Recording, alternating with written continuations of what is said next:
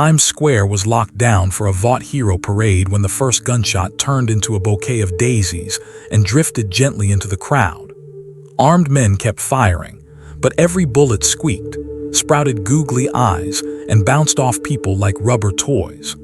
A news van smashed through barricades and folded like an accordion while circus music blared from nowhere. Sups rushed in to contain the chaos and slipped on banana peels that hadn't existed a second earlier, crashing into hot dog carts that reassembled into a marching band.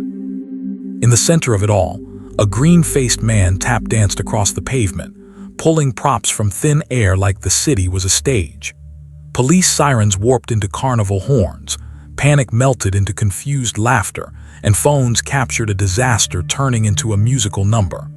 By the time Homelander landed, the crowd wasn't afraid anymore. And somewhere in the city, Stanley Ipkiss was realizing this was only the beginning of something the world was not built to survive. If fear is the foundation of this world, what follows is the collapse of everything built on it. Subscribe once so you don't miss how fast this spreads, because the consequences aren't a fight, they're reality losing the rules it depends on. Stanley Ipkiss did not belong in a city that sounded like it was holding its breath, and he felt it the moment he stepped off the bus into streets plastered with Vought billboards. Heroes smiled down from every corner with rehearsed warmth, while headlines crawled beneath them about incidents that never felt fully explained. People walked fast, eyes low, like they had learned to move through danger without acknowledging it. Stanley clutched his suitcase and told himself he would pass through quietly, that this place did not need the version of him he tried very hard to keep buried. The screaming started 3 blocks later, sharp and desperate, the kind that cut through traffic noise without effort. A group of masked men dragged a woman out of a rideshare while bystanders pretended not to notice, their bodies angled away in practiced denial. Stanley froze, shame flooding his chest as his instincts told him to hide instead of help. He slipped into an alley, breath shaking, and that's where he saw the wooden mask half buried in trash beside a leaking dumpster like it had been waiting for him specifically. He told himself no, whispered it out loud like a prayer, but another scream made the decision for him. When the mask stepped back into the street, color snapped into place like reality had been waiting for a cue. His suit formed instantly, bright and theatrical against the gray tension of the block, and a gunman fired at him on reflex. The bullet slowed midair, grew tiny wings, chirped once like a bird, and fluttered harmlessly to the ground. The woman stopped screaming not because she felt safe, but because nothing in front of her obeyed the rules she understood. The mask grinned, produced a comically oversized mallet from nowhere, and bonked the gunman flat into a wheezing accordion that played circus music with every breath. The other attackers tried to run and slipped in perfect sequence on banana peels that hadn't existed seconds earlier, sliding into each other in a heap of confusion. Confetti burst from a sewer grate, backup dancers materialized from nowhere, and a violent street crime turned into a parade that nobody had planned. People started laughing before they realized they were laughing, phones coming out as instinctively as they once would have ducked for cover. The emotional rhythm of the situation broke completely, fear dissolving into bewildered disbelief. Police sirens approached but warped into carnival horns as the cars bounced slightly like they were driving over invisible bumps. Officers stepped out with guns raised, only for the barrels to stretch like rubber and droop uselessly toward the pavement. Vought's media vans arrived faster than the police, cameras swinging toward the spectacle with professional hunger. The mask noticed immediately, straightened his tie, and launched into a spontaneous song about civic responsibility that dragged the flattened robbers into synchronized choreography. The crowd clapped along because there was nothing else to do, the emotional script of violence replaced by something absurd and contagious. The footage went live before anyone had time to decide if it should. Homelander landed hard enough to crack pavement, cape whipping in the wind as his eyes glowed with restrained irritation. The crowd should have gone silent, fear snapping back into place like muscle memory. Instead, someone shouted for an encore and laughter rippled outward like a shockwave.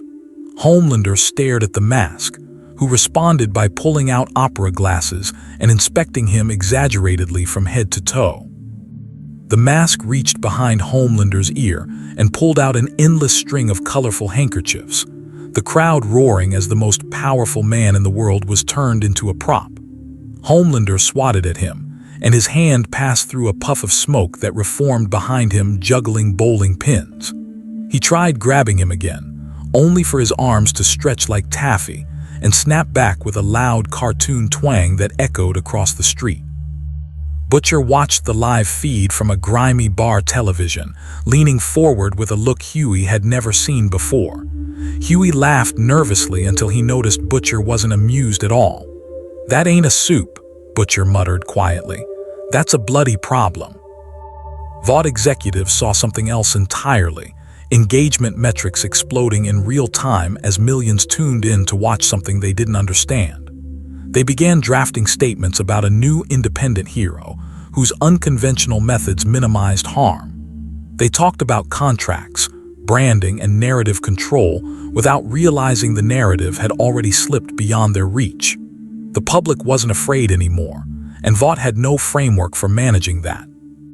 Homelander finally fired his heat vision in frustration, the beam passing through the mask and striking a giant mirror that hadn't existed before.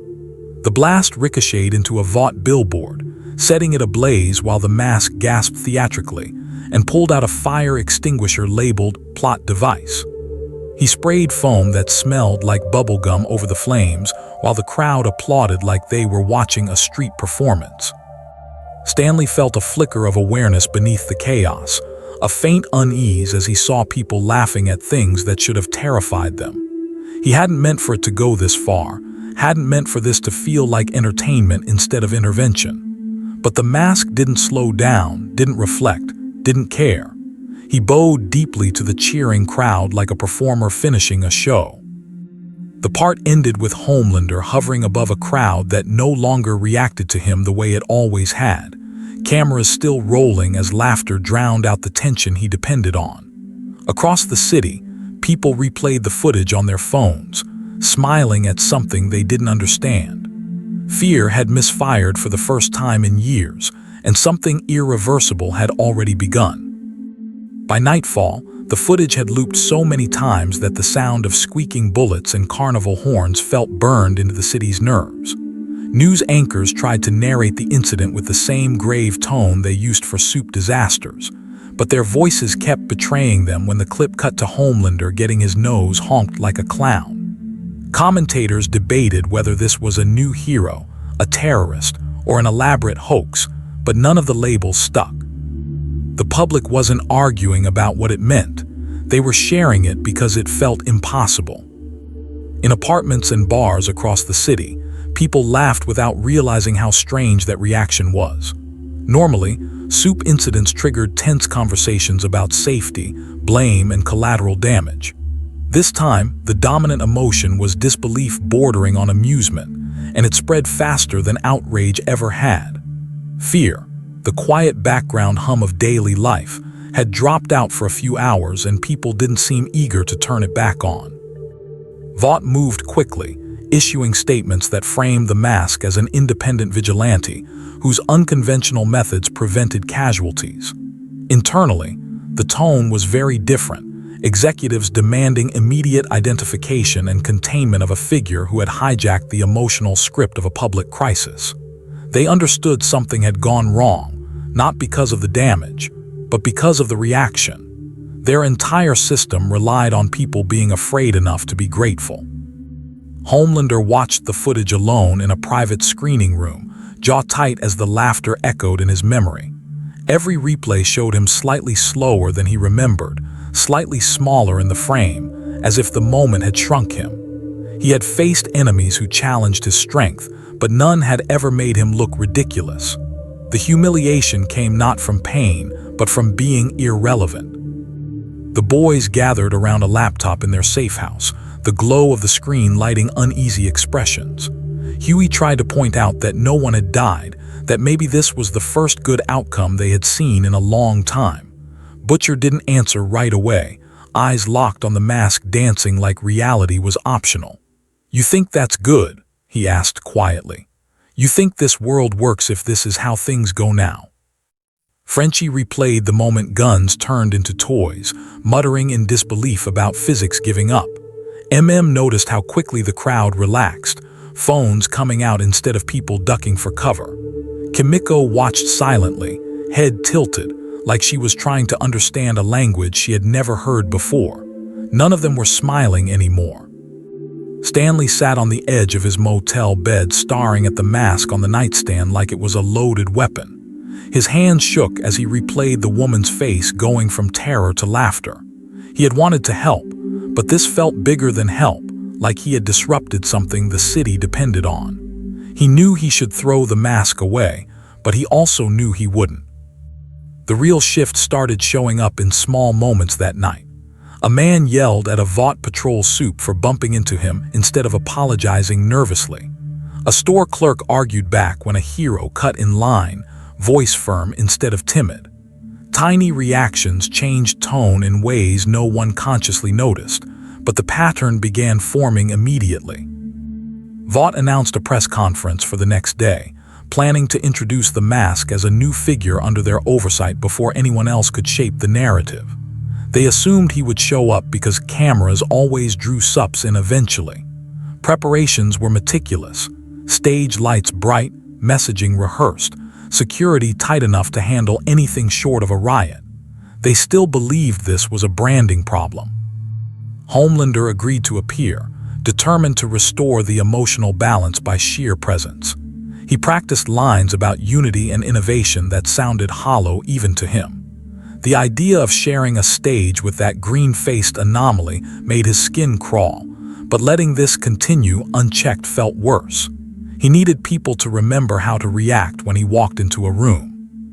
The boys saw the announcement and immediately understood this would make everything worse. Butcher knew Vought would try to script the mask to box him into something manageable. He also knew the box wouldn't hold. "They're about to pour petrol on this," he muttered, already planning to watch from a distance. The part ended as reporters filled seats in a brightly lit hall, cameras broadcasting live across the country. Homelander stepped onto the stage first, smile locked in place, trying to project control over a situation he didn't understand. Behind the curtain, something sounded like tap shoes warming up, and no one in the room realized the public had already stopped being afraid, and this event would make sure they never started again. The press conference began with the kind of polish Vought trusted more than truth. Banners aligned perfectly, lights warm enough to soften faces, reporters pre-briefed with approved questions. Homelander stood center stage with a rehearsed smile, delivering lines about unity and innovation that sounded like they had been tested 100 times in focus groups. The room waited for the real moment, the introduction of the green-faced anomaly who had hijacked the world's attention overnight. In the control room above, executives watched with quiet confidence, convinced structure would fix what chaos had broken. The curtain behind Homelander twitched once, then again, like something impatient was trapped backstage. A faint rhythm slipped into the microphones, tap shoes warming up on a floor that did not exist. Homelander's smile tightened as he glanced back, producers signaling for him to keep going. They assumed this was part of the entrance, something theatrical they could still spin into charm. The mask burst through the curtain riding a unicycle that sprayed glitter with every rotation, wearing a tuxedo that had not existed seconds earlier. A brass band erupted behind him from nowhere, horns blaring as he circled Homelander like a showman introducing a reluctant co-star. Reporters laughed before they could stop themselves, cameras shaking as professionals struggled to keep composure. The tone of the room collapsed in under 5 seconds. Homelander tried speaking over the noise, voice firm and commanding, but every word that came out of the speakers warped into cartoon sound effects. He cleared his throat and it echoed like a foghorn, sending the audience into open laughter. The mask produced a director's clapboard and snapped it in front of Homelander's face like they were filming a blooper reel. Upstairs, Vought's control room erupted into panic as technicians checked feeds that showed no technical faults. The broadcast was clean, untouched, and completely out of their control. Orders to cut the stream failed as systems continued transmitting the spectacle live. For the first time in company history, Vought could not edit reality fast enough to keep up with it. The Mask grabbed a microphone and launched into a Broadway-style musical number about corporate responsibility, dragging Homelander into choreography he did not consent to. Every attempt Homelander made to step away slid him back into position like the floor itself refused to cooperate. Reporters were openly laughing now, some wiping tears from their eyes as the most powerful man on Earth tap-danced unwillingly beside a cartoon. Authority didn't slip, it evaporated. Butcher watched from the safe house, expression darkening with every passing second. Huey started laughing again before stopping when he saw Butcher's face. "They're losing it," Huey said quietly. "No," Butcher replied, eyes fixed on the screen. "They already lost it." Frenchie noticed how the crowd's laughter wasn't nervous anymore, it was relieved. MM pointed out how fast clips were spreading online, humor outpacing propaganda for the first time. Kimiko leaned closer, watching Homelander's body language fracture under the weight of not being taken seriously. They all felt it at once. This wasn't embarrassment, it was destabilization. Vought made one last attempt at control by sending in subs to escort the Mask off stage.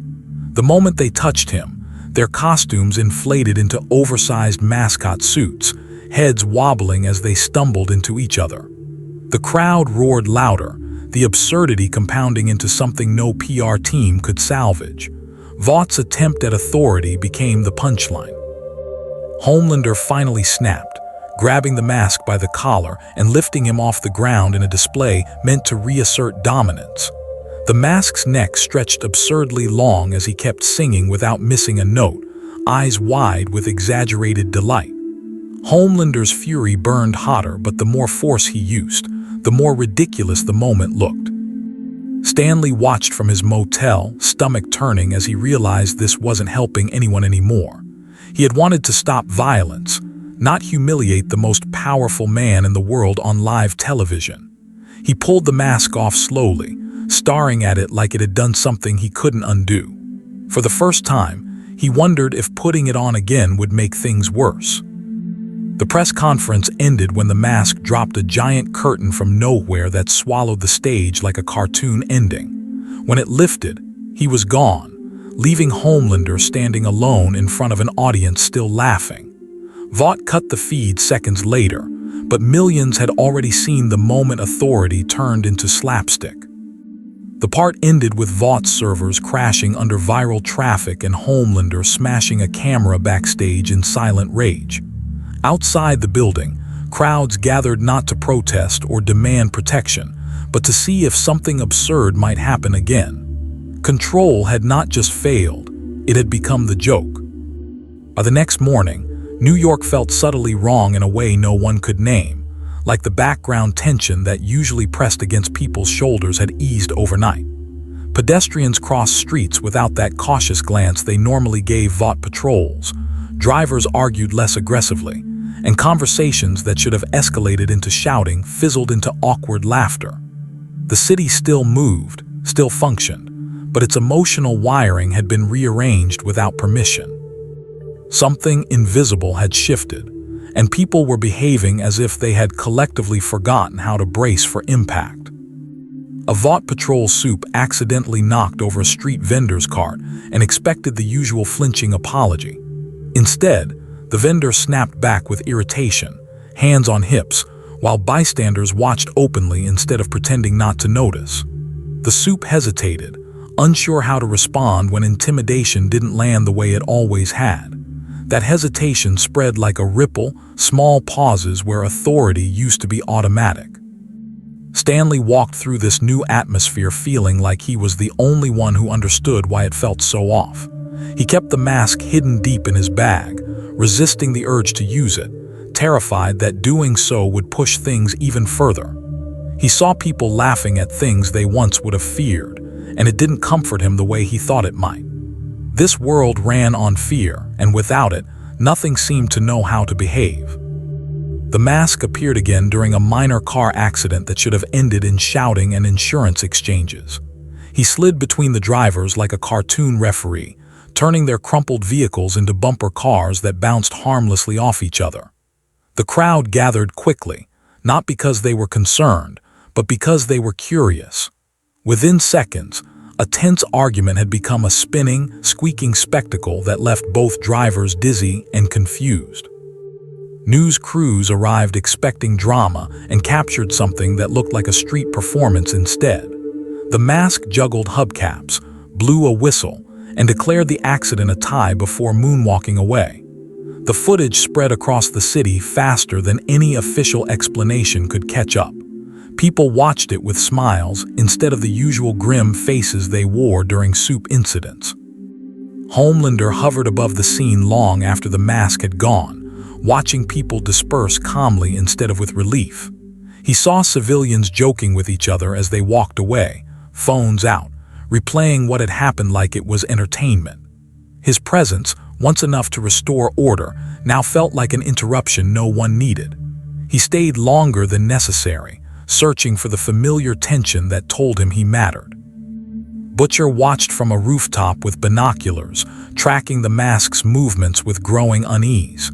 Huey tried to argue that fewer people were getting hurt, but Butcher did lower the lenses. "You don't see it yet," he muttered. "This city don't know how to run without fear." Frenchie pointed out how quickly people were adapting, how arguments ended faster and authority carried less weight. Observed that law enforcement response times were getting slower because incidents didn't escalate the way they used to. Kimiko watched crowds with narrowed eyes, sensing the instability in something that looked harmless but felt deeply wrong. They all understood this wasn't calm, it was displacement. Vought's internal reports reflected the same confusion, data showing reduced severity in crimes but increased unpredictability in public behavior. Executives debated whether this was progress or a warning sign they didn't understand. They pushed harder to locate the mask, convinced bringing him into their structure would restore some sense of narrative control. Every attempt to track him ended with surveillance feeds glitching into static. The decisive moment came when a group of armed thieves attempted a bank robbery expecting terrified compliance. Instead, civilians filmed them openly, some even heckling like they were watching a bad performance. The thieves hesitated, thrown off by reactions they hadn't anticipated. That hesitation gave the mask enough time to crash through the ceiling on a giant swing, landing in the lobby with jazz hands. Guns turned into bubble-blowing toys, alarms transformed into disco lights, and the robbery dissolved into a dance number before anyone understood what was happening. When police arrived, they stepped into a scene that looked more like a party than a crime. The footage spread even faster than the Times Square incident, reinforcing the new emotional pattern. The part ended with Homelander watching the bank footage in silence, realizing that his entire role depended on reactions that were no longer automatic. Across the city, people replayed clips of criminals slipping on banana peels and laughed instead of locking their doors. Something irreversible had begun, and the city no longer reacted correctly to danger. Vought's analytics department noticed the collapse before anyone else did, long before executives were willing to say it out loud. Engagement metrics tied to soup incidents had always followed a predictable pattern: spikes of fear driving viewership, outrage fueling commentary, anxiety converting neatly into profit. Now the numbers told a different story.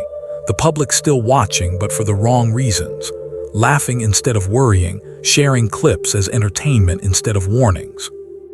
The emotional currency Vought depended on had begun to devalue overnight. Advertisers hesitated quietly, unsure how to position their brands alongside footage that made heroes look optional instead of essential. News coverage lost its usual urgency as viral compilations of the mask's appearances drowned out serious reporting.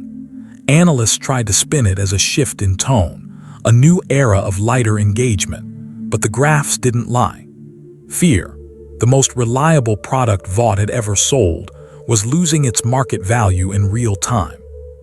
Homelander felt the shift personally during a scheduled patrol over Brooklyn that drew mild curiosity instead of the usual nervous stares. People waved casually, some even asking if he had seen the green guy, lately like it was small talk. He hovered longer than necessary, searching for the familiar tension in the air, the subtle body language that told him he mattered. Instead, he felt like background noise in his own city.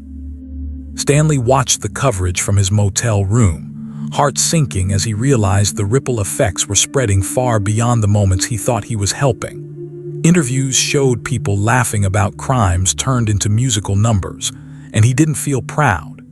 He felt responsible, like he had pulled a thread that the entire world was woven around. The mask on the table looked less like a solution and more like a problem waiting to happen again.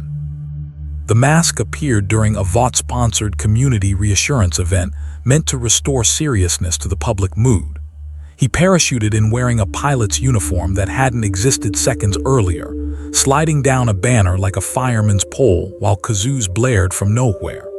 Sups on stage tried to maintain composure as their microphones turned into rubber chickens mid-sentence. The audience laughed so hard they stopped listening entirely. Vought security attempted to escort him away, but their earpieces started playing cartoon theme songs instead of commands. The more they tried to contain him, the more absurd the situation became, until the event resembled a children's show instead of a corporate outreach program. Cameras captured every second, and Vought's attempt to restore gravity only made the situation lighter. The public began associating Soup appearances with the possibility of comedy instead of reassurance. Butcher saw it clearly from the sidelines, arms crossed as he watched another carefully planned event dissolve into chaos. Huey tried to argue that at least fewer people were getting hurt, but Butcher's eyes stayed hard. "You're missing it," he said quietly. "If fear don't work, nothing else they built works either." Frenchie noticed how quickly people adapted their expectations, attending events almost hoping the mask would show up. Tracked crime reports dropping in severity but rising in unpredictability, patterns no longer matching the logic authorities relied on. Kimiko watched the crowd with a wary expression, sensing that something fragile was being replaced with something unknown. They all understood this wasn't stability, it was displacement. Homelander confronted Vought leadership privately, demanding they find the mask and fix whatever this was doing to his image. Executives responded with careful phrases about engagement metrics and branding opportunities that made him feel smaller with every word. For the first time, he realized Vought didn't have a plan to restore his dominance. They were trying to ride the wave instead of stopping it. The decisive shift came when a viral compilation of the mask's incidents overtook every major news channel for an entire day, pushing real crises out of the cycle. A warehouse fire received less coverage than a clip of the mask turning a police chase into a conga line. Emergency response teams noticed delays because operators were fielding calls about absurd sightings instead of real threats. The emotional priorities of the public had been quietly reordered. The part ended with Vought's board voting to dedicate full resources to locating and signing the mask before someone else did. They still believed this was a branding problem they could solve with contracts and cameras. Outside Vought Tower, a small crowd gathered not in protest or fear, but in anticipation of something funny happening. Fear had lost its value, and Vought had nothing else to sell. Vought did not announce the operation, but the scale of preparation made the intent obvious to anyone watching carefully. Specialized containment teams were flown in from across the country, subs selected for precision rather than raw power, each briefed with the same strict instructions. Do not escalate theatrically, do not engage emotionally, and do not let cameras capture anything that cannot be controlled. The entire plan relied on discipline and the assumption that the mask could be treated like a person. Stanley felt the net closing before he saw it, walking through a crowded market and noticing people with earpieces positioning themselves too deliberately. His chest tightened as he recognized the pattern. Vought moving into place with quiet efficiency. He slipped into a narrow alley, hands trembling as he pulled the mask from his bag. He whispered that he didn't want to do this again, but he also knew what would happen if they caught him without it. The mask stepped into the sunlight just as Vought's team sealed the exits, Sups dropping into position with practiced precision. One fired a reinforced cable meant to bind him instantly, but the line wrapped itself into a neat gift bow midair and dropped gently at his feet. The mask clapped delightedly, pulled out oversized scissors, and snipped the ribbon like he was opening a present. The containment strategy began unraveling before it had fully deployed. A telekinetic soup tried pinning him in place, arms straining as invisible force pressed down, but the mask slid sideways like a poorly drawn animation frame. Another soup charged with enhanced speed and collided headfirst into a brick wall that suddenly painted itself into a tunnel entrance. Within seconds, precision turned into slapstick as the alley transformed into a cartoon chase scene no one had rehearsed. In Vought's command center, executives shouted over each other as live drone feeds showed Sups tripping over invisible obstacles and weapons turning into party favors. Every command they issued felt irrelevant because nothing followed logic anymore. The more force they applied, the less effective it became. Their best strategy collapsed into spectacle in under a minute.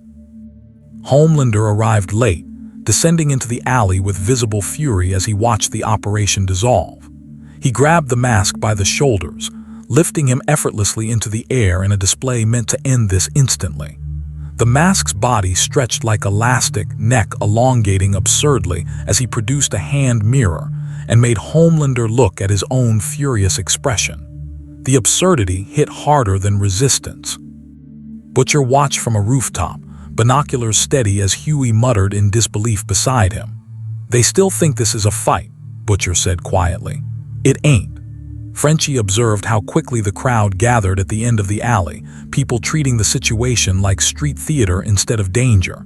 Noted how authority evaporated the moment laughter entered the scene. Kimiko watched the Sup stumble, sensing how powerless strength looked without fear backing it. Vought escalated to tranquilizers, darts flying through the air only to stick harmlessly to Homelander's cape like suction cups.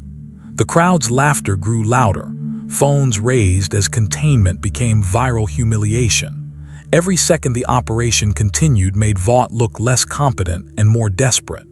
The emotional damage spread faster than the physical chaos. Stanley felt a flicker of awareness beneath the performance, a brief discomfort at how out of control this had become. For a moment, the mask paused mid-prank and looked around at the confused faces and flashing cameras. Then he shrugged theatrically and pulled out a smoke bomb labeled exit, tossing it at his feet. When the smoke cleared, he was gone. The alley returned to normal instantly, Sups standing awkwardly in positions that made no sense without the chaos. Homelander stood breathing hard with nothing left to grab, the crowd dispersing slowly while replaying footage on their phones. Vought's most coordinated capture attempt had lasted less than 3 minutes and achieved nothing except public embarrassment. The part ended with Vought leadership realizing they had not just failed to contain the mask, they had proven to the world that containment was impossible, and that understanding spread faster than fear ever had. Butcher didn't sleep that night because there was no plan forming in his head, and that bothered him more than the chaos outside. Every enemy he had ever faced could be tracked, cornered, or manipulated because they followed some version of logic. The mask didn't, and worse, he wasn't trying to. Butcher realized with a cold clarity that this wasn't a threat you fought, it was a threat you survived. He spread printouts of incidents across the table while the rest of the team watched in uneasy silence. Huey pointed out again that no one had died in any of the footage, but Butcher cut him off before he could finish the thought. "You still think this is about bodies?" he asked quietly. "This is about the world not knowing how to behave anymore." Frenchie traced patterns between events, noting how quickly tension dissolved whenever the mask appeared. Added reports from precincts struggling to adjust to incidents that no longer followed predictable escalation. Kimiko watched the clips with intense focus, sensing the instability in something that looked harmless. They all understood this wasn't comfort. It was disorientation spreading through the city. Stanley sat in his motel room staring at the mask like it was accusing him of something. He watched analysts debate whether the mask was a hero or a menace and felt like neither label fit. He had wanted to stop violence, not rewrite how people reacted to it. The thought of leaving the city crossed his mind, but every time he considered it, another report surfaced that pulled him back. Homelander stood on a rooftop overlooking Manhattan, noticing how people moved through streets with a casualness that made his skin crawl. Civilians argued with SUPs without flinching, laughed at patrols, and filmed everything openly. His presence, once enough to restore tension, now felt like a formality no one respected. He felt invisible in a way he had never experienced before. Vought strategy meetings grew frantic, executives debating whether to escalate force or attempt diplomacy. Some argued that the mask needed to be framed as a threat to restore seriousness. Others insisted they could still market him. The only agreement was that ignoring him was no longer an option. Every decision they made now revolved around someone who refused to follow any script. Butcher came to a realization that unsettled even him, understanding that killing the mask, if it were possible, wouldn't fix what had already happened. The damage wasn't in the incidents, it was in the public's reaction to them.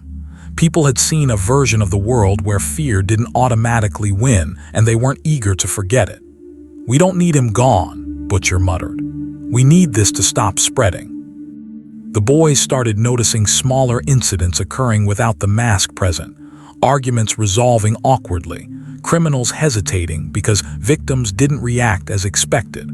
A store clerk diffused a robbery by joking until the robber felt ridiculous and left. A street fight ended because both men started laughing mid-insult. The influence had moved beyond the man himself. Stanley saw it too when he passed an argument that dissolved without his involvement. He realized with a sinking feeling that the world was learning from what he had done. The mask was no longer the only source of absurdity. It had become an idea people carried with them.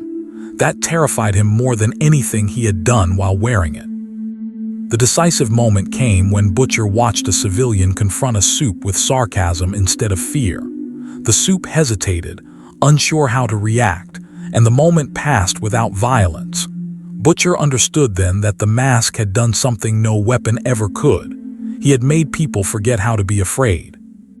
The part ended with Butcher staring at a map covered in incident markers, realizing that this wasn't contained to one person anymore. The mask had started it, but the world was continuing it on its own. And once people stopped defaulting to fear, there was no simple way to make them start again. The cracks didn't show up as riots or protests. They appeared as hesitation in moments that used to be automatic. Police officers found themselves arguing longer with civilians instead of issuing commands that were instantly obeyed. SUPs on patrol noticed people making jokes under their breath instead of lowering their eyes.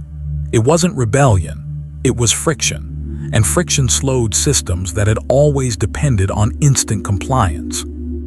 A routine traffic stop in Queens turned into a 10-minute debate because the driver wouldn't stop laughing nervously when the officer tried to sound threatening. The officer eventually waved him off, not out of mercy, but because the situation felt absurd and exhausting. That exhaustion began spreading through institutions built on intimidation. When fear stopped working efficiently, no one knew what to replace it with. Stanley walked past a Vought-sponsored meet and greet in a public park and watched families treat SUPs like awkward celebrities instead of walking symbols of power. Children asked for selfies without awe. Parents chatted casually instead of nervously thanking them. He felt a twist of guilt watching it, knowing this change traced back to something he had started. The mask stayed buried in his bag, but its presence felt louder than ever. Homelander experienced the fracture more sharply than anyone, landing in a plaza expecting the usual ripple of space around him. Instead, people stepped aside politely like he was a delivery truck, barely interrupting their conversations. A man even bumped into him accidentally and apologized without looking terrified. The smallness of the moment cut deeper than any physical challenge. Vought responded with new campaigns emphasizing respect for heroes and the importance of order. The messaging ran constantly but felt forced, like a parent trying to reassert control over children who had realized they didn't have to listen. Focus groups returned baffling feedback, participants describing SUPs as less scary without being able to explain why. Fear, once the backbone of Vaught's influence, had become difficult to measure. The boys watched it unfold with a mix of unease and disbelief, understanding this wasn't liberation, it was instability. Huey wanted to see it as progress, but Butcher shook his head slowly. "You don't pull fear out of a system without replacing it," he said, "and nobody's put anything else in." Frenchie noted how criminals were hesitating too, unsure how to act when victims didn't react predictably. Tracked reports of standoffs resolving without violence simply because neither side knew how to escalate properly. Kimiko watched the city with narrowed eyes, sensing that something fragile was shifting into something unknown. They all felt the same thing. The world felt lighter and more breakable at the same time. The mask reappeared during a tense standoff between a soup and a group of civilians, sliding into the middle with exaggerated sneaking motions. He pulled out a referee whistle and blew it loudly, freezing the moment like a paused cartoon. Everyone stood still for several seconds, expressions locked in confusion, before snapping back into motion, laughing awkwardly. The tension evaporated without resolution. Cameras captured the moment and spread it instantly, reinforcing the idea that absurdity was now a valid way to break confrontation. People started joking that arguments should just wait for the mask to show up and fix them. That joke carried a truth no one wanted to acknowledge. Authority was beginning to feel outdated in a world where fear no longer landed. Homelander watched the clip in private, breathing hard as he realized this wasn't a physical threat he could punch. He was being bypassed emotionally, and that made him feel powerless in a way he had never known. Rage built in his chest, but he had nowhere to direct it that wouldn't make him look worse. The part ended with Vought issuing a quiet internal directive telling SUPs to avoid unnecessary public confrontations. Authority had not collapsed, but it had begun to crack in ways no one knew how to repair. And every time the mask appeared, the cracks widened just a little more. The first sign that something had changed didn't come from Vought or the boys. It came from a hospital report that didn't make sense.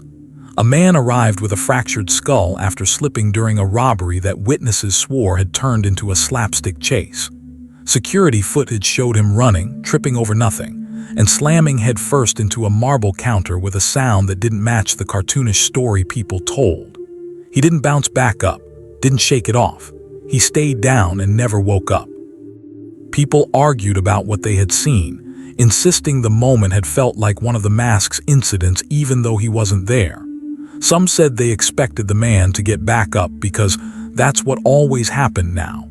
The disconnect between expectation and consequence left everyone unsettled.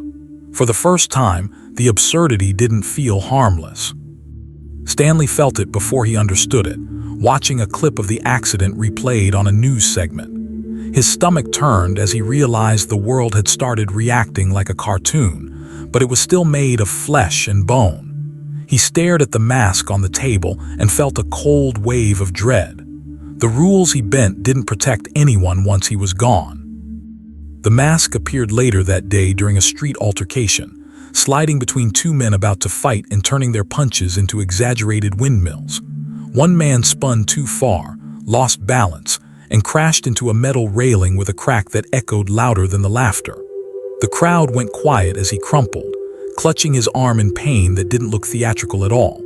The mask paused for half a second, eyes wide, then pulled out a comically large bandage and wrapped it around the man's entire torso. The man screamed anyway. The laughter didn't come back this time. Homelander saw the footage and felt something unfamiliar settle into his chest, not satisfaction, but a grim recognition that the world's emotional script had slipped too far. This wasn't humiliation or absurdity anymore. This was confusion mixed with real damage. People were reacting like fear didn't apply, but their bodies were still bound by reality. The gap between those two truths was beginning to hurt people. Butcher watched the same clip and felt the shift immediately. "There it is," he muttered, eyes dark. Huey asked what he meant, but Butcher didn't look away from the screen. "The joke don't reset nothing. This world still keeps score." Frenchie noted how quickly witnesses' tone changed when describing the incident, no longer amused but disturbed. Pointed out emergency reports rising again, not from violence, but from accidents and miscalculations. Kimiko watched the footage with intense focus, understanding instinctively that something had broken in a new way. The city was behaving like it was invincible, but it was. Stanley put the mask on again later that evening when he heard shouting outside his motel. He rushed into the street where two men were chasing each other with knives, fear finally back in the air. The mask intervened with exaggerated flair, turning the knives into rubber chickens and the chase into a cartoon sprint. One of the men slipped on a banana peel, hit the pavement hard, and didn't get back up. The mask crouched beside him, poking his cheek gently as if waiting for a punchline that never arrived. A small crowd gathered, not laughing this time but watching with quiet discomfort. The absurdity hung in the air with nothing to resolve it.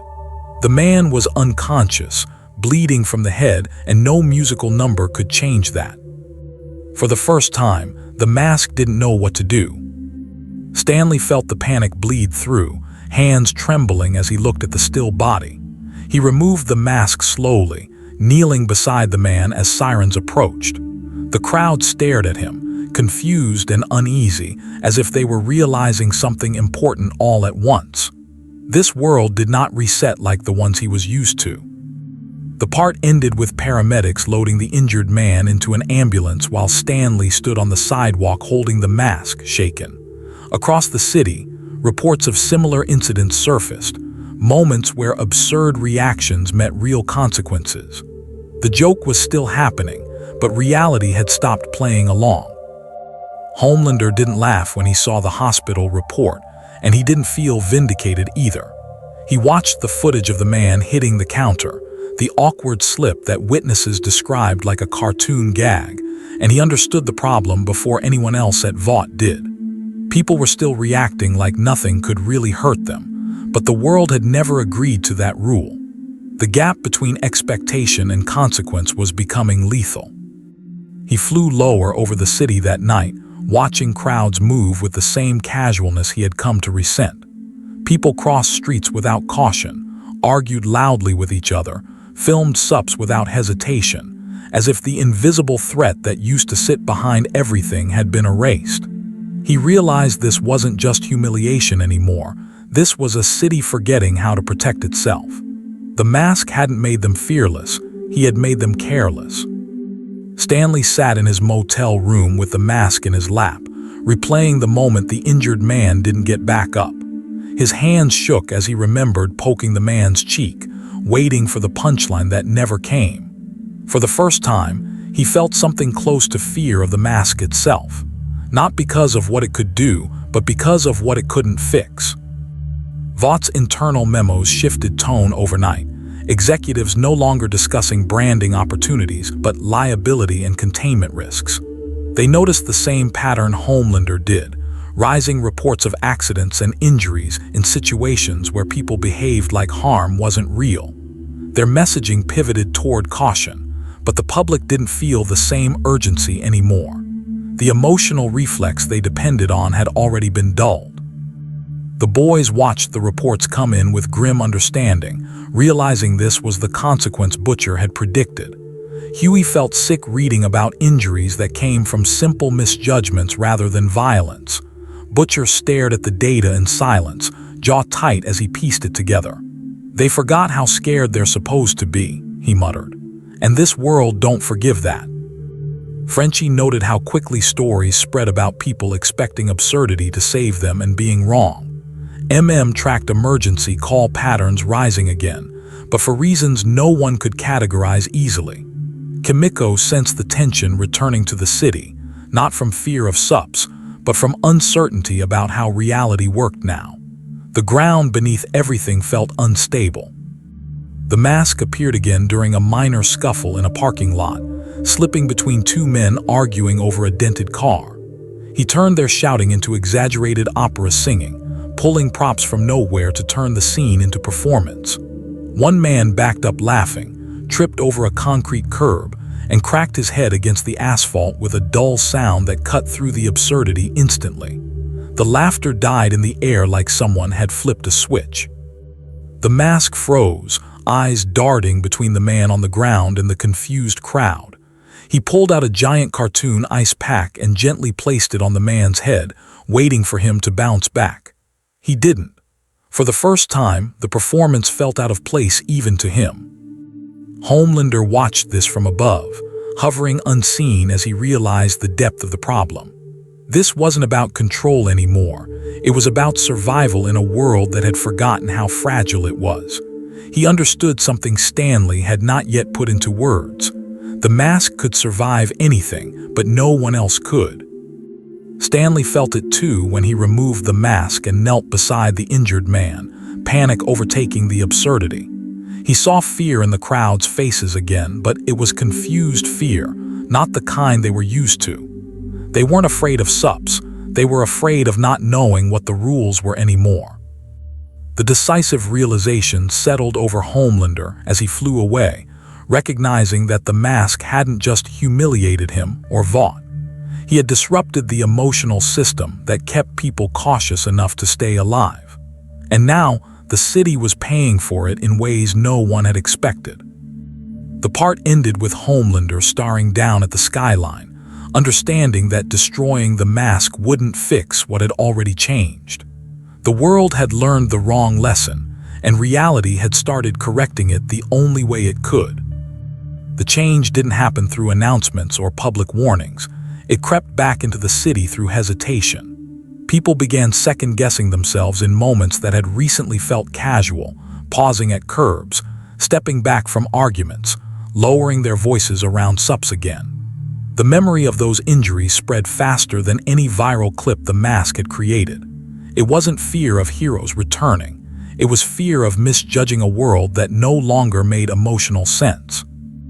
Emergency rooms filled with patients whose injuries came from small mistakes, slips, falls, miscalculations that would have been avoided weeks earlier. Doctors started noticing the same pattern, people behaving as if harm wouldn't fully apply to them and being proven wrong. News segments stopped laughing when they replayed footage of absurd situations turning serious. The tone of the city shifted from amused confusion to uneasy caution. Stanley felt the weight of it everywhere he walked, watching strangers move more carefully, as if trying to remember a lesson they had forgotten. He kept the mask buried in his bag, afraid that wearing it would push things further in the wrong direction. He had wanted to stop violence, not make people forget how to protect themselves.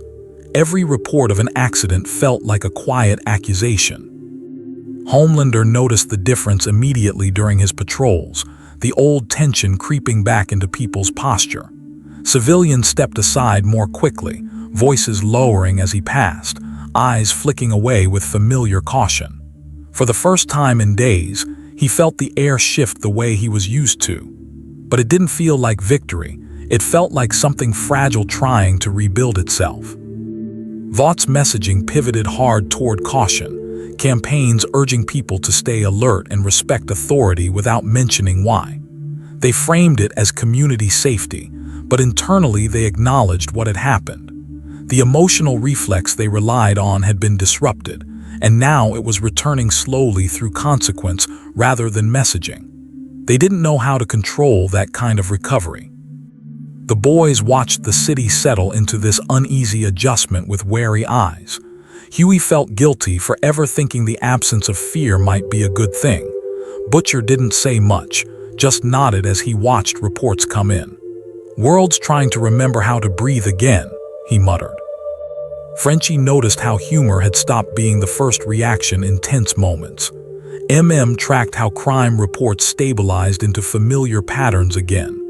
Kimiko sensed the tension returning to crowds, not as panic, but as awareness. They all understood this wasn't a reset, it was a correction. The mask appeared less often now, and when he did, people didn't react with the same delight. They watched him cautiously, unsure whether the absurdity would end harmlessly or painfully. His performances felt slightly out of place in a city that had started remembering its own fragility. The laughter that followed him had thinned into uncertain smiles. Stanley felt that change deeply when he put the mask on one last time to stop a fight outside a subway entrance. The mask turned the confrontation into exaggerated slapstick, but the crowd didn't laugh the way they used to. They watched carefully, ready to step back if something went wrong. When he finished and bowed theatrically, the applause was hesitant and brief. He removed the mask in the quiet aftermath, realizing the world no longer responded the way it had before. The influence he had unleashed had already run its course. People weren't forgetting fear anymore. They were relearning it through hard experience. The part ended with Stanley walking away from the scene, mask in hand, watching strangers move cautiously through their lives again. The city had not gone back to normal. It had become something else entirely. A place that had seen what it looked like without fear and now understood the cost of forgetting it. The city did not return to what it had been before the mask arrived, because people remembered too clearly what it felt like when fear stopped working. They moved more carefully now, voices quieter in tense moments, eyes sharper when something felt wrong. It wasn't the old obedience that Vought had relied on, and it wasn't the careless levity that had spread through the streets either. It was something in between, a wary awareness born from watching reality refuse to play along with a joke. Stanley walked through crowded sidewalks with the mask wrapped tightly in newspaper at the bottom of his bag, like it was an object that could leak into the world if exposed. He saw people hesitate before crossing streets, step back during arguments, and treat sups with a cautious distance that wasn't quite fear and was quite comfort. He understood then that what he had done couldn't be undone, because the memory of those weeks lingered in how people reacted to everything. The city had learned that emotions could be wrong, and that lesson stayed. Homelander noticed the difference in the air as he flew patrols over neighborhoods that felt quieter but more alert. Civilians moved out of his way quickly again, but without the old trembling tension, their caution grounded in something more practical than awe. He felt his presence matter again, but in a diminished, complicated way that he couldn't fully enjoy. The world hadn't restored his dominance. It had adjusted around the absence of certainty. Vought adapted as corporations always did, rewriting narratives and reshaping messaging to fit the new emotional landscape. Their heroes still existed, still patrolled, but the relationship with the public had changed permanently. They could no longer rely on automatic fear to justify their control, and they could never ignore what happened when that fear disappeared. The company learned to operate in a world where emotional responses were less predictable. The boys watched this new normal settle with guarded understanding, recognizing that the damage wasn't in buildings or bodies, but in perception. Huey felt the weight of what people had gone through, how quickly they had shifted from fear to carelessness and back to caution. Butcher understood that this was the kind of change you couldn't fight or fix, only endure. "World's different now," he said quietly, "and it ain't ever forgetting why."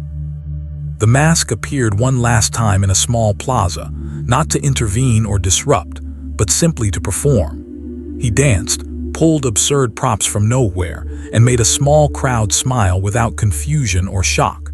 People watched him with polite amusement instead of wild laughter, appreciating the spectacle without expecting it to change anything.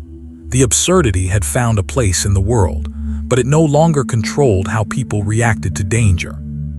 Stanley removed the mask afterward and held it for a long moment, realizing the world didn't need him to wear it anymore.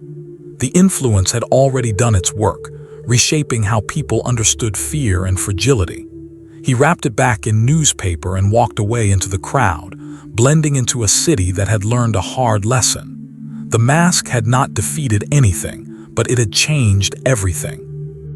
The story closed on a skyline that looked the same but felt unfamiliar, a world that remembered what it was like to forget fear and the cost of doing so. Homelander remained powerful but no longer unquestioned, Vought remained influential but no longer unchallenged, and the public moved through life with a cautious awareness they hadn't had before. The world had not reset, and it never would.